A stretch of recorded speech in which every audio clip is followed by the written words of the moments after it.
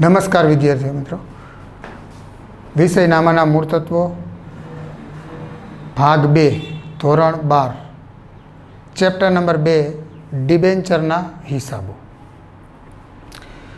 હવે આપણે અત્યારે જે દાખલાઓ આગળ જોઈ રહ્યા છીએ એમાં સ્વાધ્યાયના દાખલાઓ ક્રમમાં જોતા હતા. એમાં 16મો દાખલો અને 17મો દાખલો ગયા લેક્ચરમાં આપણે જોયો. એમાં પરિસ્થિતિ એવી હતી કે કંપની ડિબેન્ચર બહાર પાડે અને પરત કરે. એમાં એક દાખલો એવો હતો કે મૂળ કિંમતે બહાર પાડે છે અને પરત પ્રીમિયમથી કરતા હતા. બીજો દાખલો એવો હતો કે કંપની વટાવથી ડિબેન્ચર બહાર પાડે છે અને પ્રીમિયમથી પરત કરે છે. અને હવે આજે સ્વાધ્યાયનો દાખલા નંબર 18 ટેક્સ્ટબુકના પાના નંબર 114 ઉપર છે. આ દાખલાની અંદર સૌથી પહેલાં આપણે રકમનો અભ્યાસ કરીએ અને એ જોઈએ કે આ કંપનીમાં ડિબેન્ચર કઈ રીતે બહાર પાડવામાં આવે છે, કઈ પરિસ્થિતિમાં બહાર પાડવામાં આવે છે અને કઈ પરિસ્થિતિમાં પરત કરવામાં આવે છે. તો ચાલો જુઓ રકમમાં. સુંદરમ લિમિટેડ તારીખ 1/7/2017ના રોજ ₹300નો એક એવા 300નો એટલે એની મૂળ કિંમત આ ડિબેન્ચરની અહીંયા 100 રૂપિયા નથી પણ 300 રૂપિયા છે, એની ખાસ નોંધ રાખજો. 300 રૂપિયાનો એવા 8%ના 14,000 ડિબેન્ચર 5%ના પ્રીમિયમે બહાર પાડ્યા છે. એ પ્રીમિયમથી બહાર પાડ્યા છે. અને જે તારીખ 30/6/2023ના રોજ ડિબેન્ચર દીઠ 330ની કિંમતે પરત કર્યા છે. જો રકમ જોઈ અને તમારે પહેલામાં પહેલું કામ એ કરવાનું કે આ કંપનીએ ડિબેન્ચર કઈ કન્ડિશન એટલે કે કઈ સ્થિતિમાં બહાર પાડ્યા છે, મતલબ મૂળ કિંમતે બહાર પાડ્યા છે, વટાવથી કે પ્રીમિયમથી, એ તમારે વિચારવાનું છે. ત્રણમાંથી કોઈ પણ એક પોઝિશન હશે કઈ બહાર પાડવાની. તો અહીંયા કઈ પોઝિશન છે તો કે પ્રીમિયમથી બહાર પાડ્યા છે. અને પછી તમારે પરત કરવાની વાત આવે એમાં આગળ રકમમાં, ત્યારે બેમાંથી એક પરિસ્થિતિ હોય, કાં મૂળ કિંમતે પરત કર્યા હોય અને કાં પ્રીમિયમથી પરત કર્યા હોય. તો મૂળ કિંમતે પરત કર્યા હોય તો જેટલા એની મૂળ કિંમત હોય એટલા જ લેખે જો પરત કર્યો હોય તો મૂળ કિંમતે પરત કર્યો કહેવાય. જ્યારે મૂળ કિંમત હોય એના કરતાં વધારે કિંમતથી પરત કર્યો હોય ડિબેન્ચર તો એને પ્રીમિયમથી પરત કર્યા કહેવાય. તો અહીં જો ડિબેન્ચર દીઠ 330ની કિંમતે પરત કર્યા છે તો એનો મતલબ એવો કે મૂળ કિંમત 300 છે પરંતુ 330માં પરત કર્યો છે, એટલે 30 રૂપિયા વધારે દીધા છે, જેને આપણે શું કહેશું પરત પ્રીમિયમથી કર્યા છે. તો આમાં ઓલ ઓવર આખી રકમની વાત કરીએ તો બહાર પાડ્યા છે પ્રીમિયમથી અને પરત કર્યા છે પણ પ્રીમિયમથી.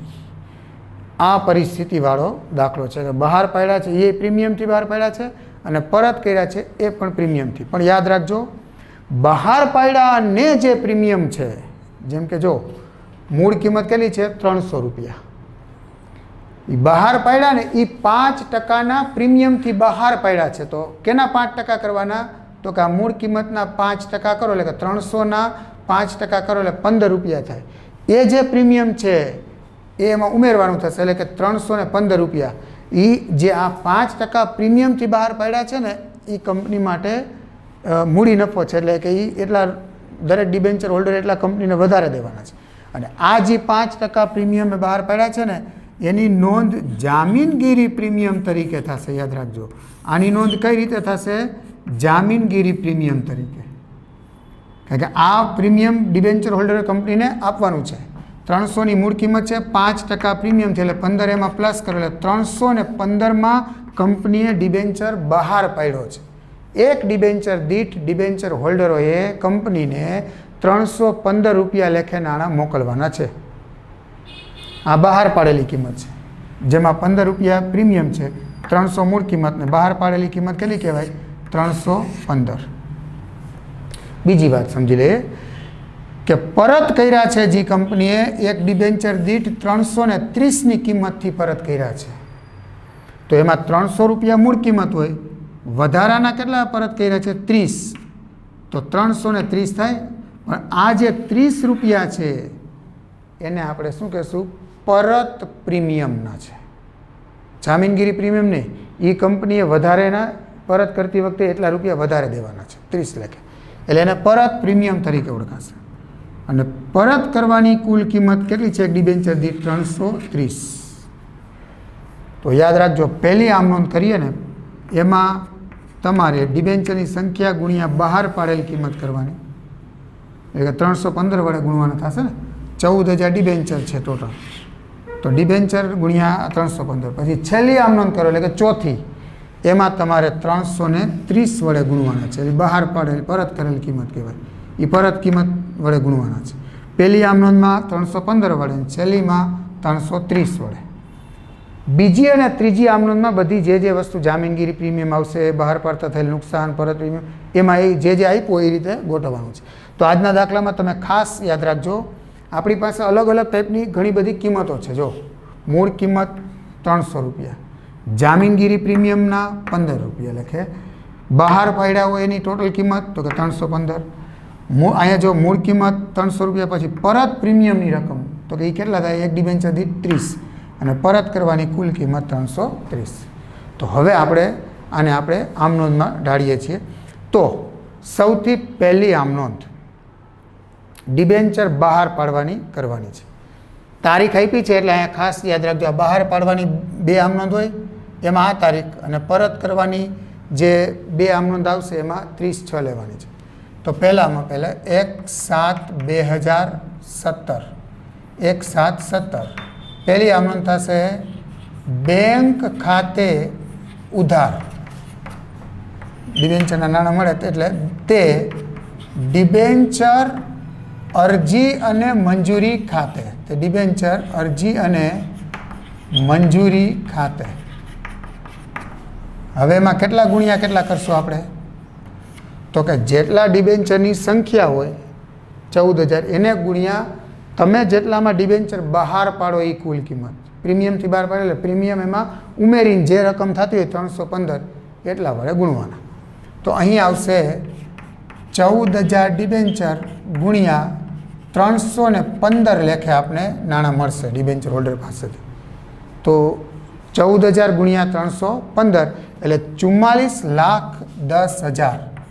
44,10,000 અહીંયા એકવાર, 44,10,000 અહીંયા પણ આવશે 2 વાર.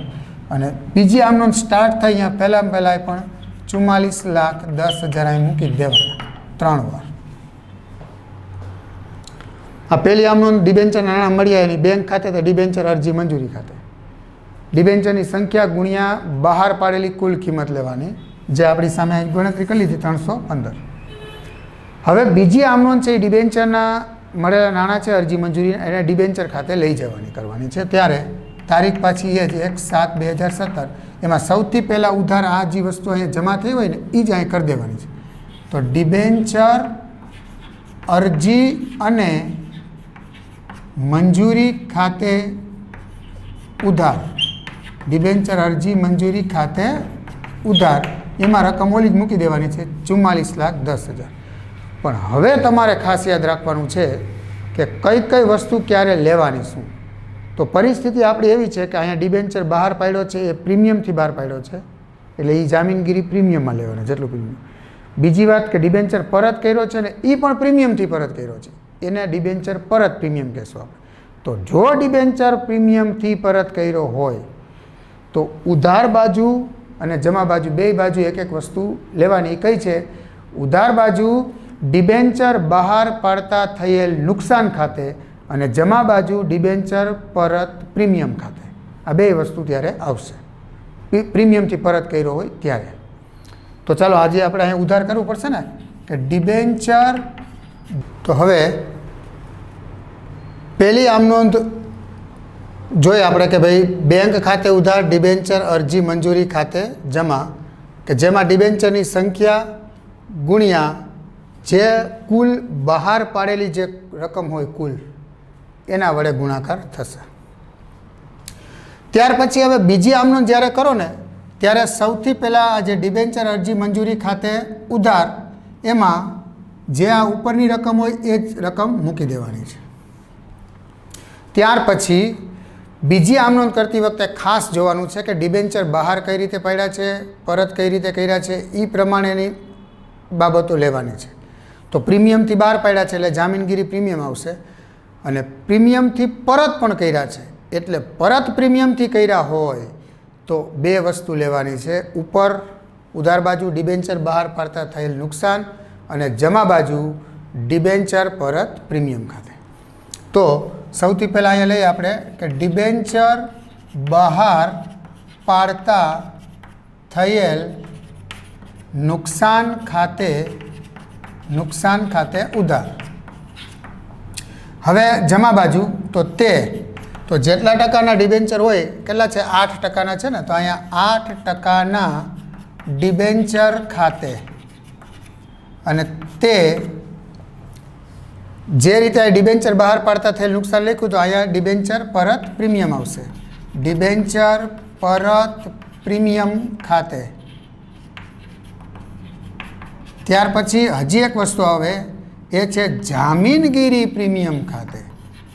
એ જામીનગીરી પ્રીમિયમ ખાતે શા માટે આવે છે તો કે કંપનીએ ડિબેન્ચર બહાર પાડ્યા છે, એ પ્રીમિયમથી બહાર પાડ્યા છે. અને આ બંને શું ક્યારે આવ્યું કે ડિબેન્ચર બહાર પાડતા થયેલ નુકસાન અને આ બાજુ ડિબેન્ચર પરત પ્રીમિયમ, તો કે પ્રીમિયમથી પરત કર્યા છે એટલે. હવે સૌથી અગત્યની આમ નોંધ તો આ જ હોય કે આમાં કઈ રીતે ક્યાં રકમ કેટલી લેવાની છે, એ સૌથી અગત્યની બાબત છે. જો બધામાં કોમન એક વસ્તુ કે ડિબેન્ચરની સંખ્યા તો 14,000 છે જ, એને ગુણ્યા ક્યારે કેટલા કેટલા કરવાના છે, એ જ અગત્યની વાત છે.